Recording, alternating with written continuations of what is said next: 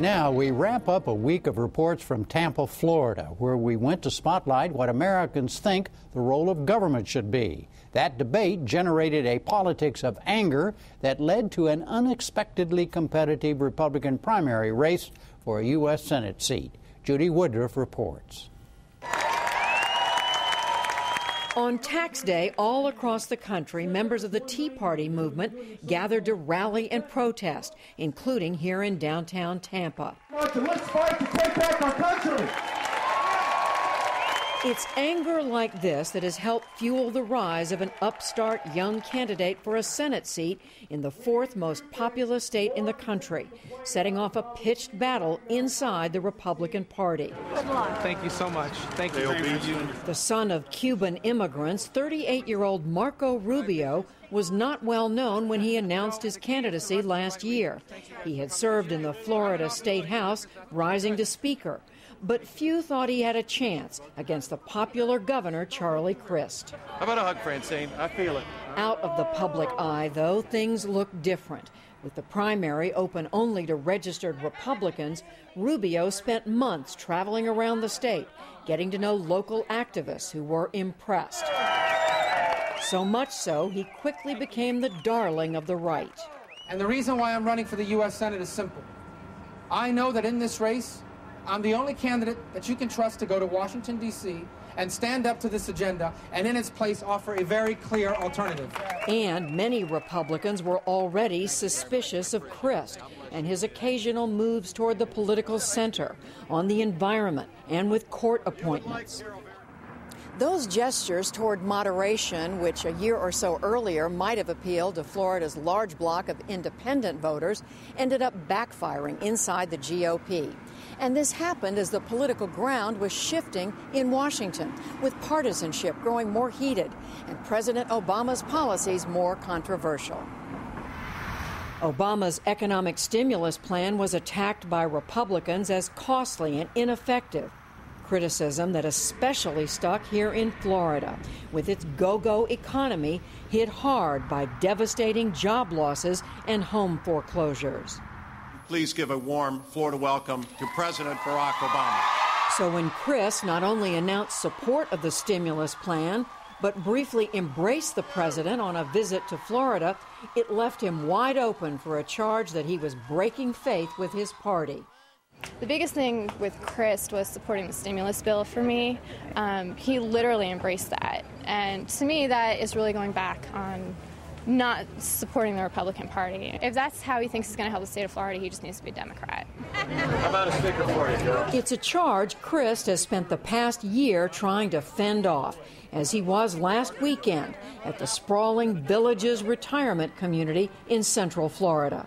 Yeah, we'll be voting for you. Now, what about not? You can't stand with Obama, though. You got to be careful about that picture. It's a good picture. All right. He's the president of the United States of America. Yes. And I don't agree with him on everything, but I do respect everybody. All right. On a hotel patio the next day, Crist told me he doesn't regret his actions. The fact that I greeted him when he came here and accepted the stimulus money, I don't think that's a bad thing. I think that's what America stands for, that you should be decent to one another, regardless of your political affiliation or other differences that one might have with another human being. But I think what's important is that you're willing to work with people for the benefit of the people of my state. That's what I did with the stimulus. It saved 20,000 teachers their jobs, after all. Retiree Dan Hamill is one of the few Republicans we found who says he understands why Crist did what he did. With all of the other states getting the benefits, I think it would have been crazy for Governor Crist not to take some of the incentives. Now, whether he should have hugged President Obama is another issue. But Marco Rubio says the campaign is about more than the stimulus, that what's at stake is the future of the Republican Party. Thank you. We talked on his campaign bus this week. And that's when the Republican Party has been most successful, when it's been the home of limited government, free enterprise, strong national defense. And what Republicans are looking for is to send people to Washington that will be consistent and reliable and trustworthy on those issues. And I think what's hurt Charlie Crist is the fact that he's unreliable on those issues. He's unreliable on many issues, where one day he's on one side of the issue, and then when the political winds shift, he shifts with it. Rubio's conservative backers put it more bluntly. Lake County Commissioner Jimmy Connor. The conservatives are ready to kick the door down to get to the ballot box.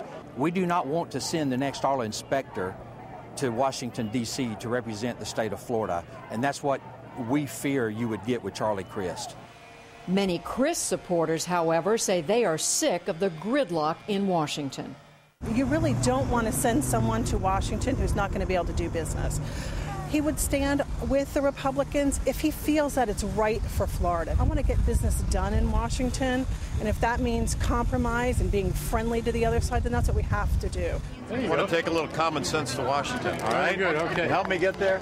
Crist describes himself as loyal to the principles of Ronald Reagan, but suggests that doesn't mean voting in lockstep with his party. I watch Washington like a lot of people across my state do, and I think they're frustrated with the rancor and the bitterness and the bickering that people see. I don't think that's good for America. I think we need a dose of Florida common sense in Washington, to be candid with you, and I think I can bring that there. Just yesterday, Crist sent an even stronger signal he's prepared to depart from Republican orthodoxy when he vetoed a bill passed by the Republican-controlled state legislature to impose a merit pay system on Florida's public school teachers. The veto defied former Governor Jeb Bush, who had led the push for the bill, and it prompted former Senator Connie Mack to resign as Crist's campaign chairman. Florida teachers, however, who had risen up in protest against the bill, were thrilled, some even promising to switch party registration to Republican as a thank you to Crist. I would certainly be willing to change my registration so I can vote in the primaries. The teachers are not going to forget. We will remember in November. But political science professor Susan McManus of the University of South Florida told us before the veto it is unlikely enough teachers would switch parties to make a difference. For Crist, Senate Bill 6 is probably the most difficult decision he will have to make as governor. Many see his political future riding on what he does with that bill. That's a pretty monumental decision. And as a governor, he hasn't had to make a lot of tough decisions. This is clearly what many people say is a line in the sand kind of issue for him, for his ambitions politically. In fact, speculation is growing that Crist may run as an independent, which polls show would improve his chances in a three-way contest against Rubio and the Democratic Party nominee, likely Congressman Kendrick Meek. With 2 weeks to decide, Crist chooses his words carefully. What are the chances that you could run as an independent? I have no intent of doing that. Absolutely no rule it out? intent of doing that. Absolutely rule it out? Absolutely have no intention of doing that. No intention, but is there any chance? Not that I can foresee at all. Meanwhile, the primary has quickly grown expensive, more than $20 million raised so far, and ugly. Crist is targeting Rubio's use of a GOP credit card for personal use. Rubio used Republican political donations on his lavish lifestyle, then failed to properly disclose it, violating the law. Marco Rubio, how disappointing. I care deeply about my fellow Floridians, and I don't want somebody to try to fool them. And I don't want them to entrust their vote to somebody who's saying one thing and yet did another. Why is a desperate Charlie Crist falsely attacking Marco Rubio? Can't Florida do better? He has the right, I imagine, to smear me and say these kinds of things. I think it's unbecoming, quite frankly. I never thought I'd see a sitting Republican governor say these sorts of things about another Republican, but he has the right to do that. And it's a free country, and he has the right to say these things with his campaign. With more than 4 months to go until the Republican primary, Florida voters are being treated to the sort of fight usually reserved for general elections. Oh, I think it still is a Crist stronghold. One analyst said the race is actually a referendum on President Obama. Former state Senate President Tom Lee, a Rubio supporter, told me the state that voted for Obama a year and a half ago now wants something different. I feel like what we've gone through in America over the last 18 months has redefined us as a people. I think people are more conservative today. I've been inspired by the speed at which this democracy is capable of self-correcting. Crist supporter Greg Truax, however, says the governor has just started to campaign and predicts that he will pick up Tea Party support. The state budget is lower. We have record tax cuts. Crime is down. School rankings are up.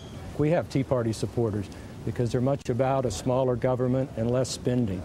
And that's something that Charlie Crist is very much about. And no one is watching with greater interest than members of the Tea Party movement, who see this as one of their first opportunities to determine who represents them in Washington.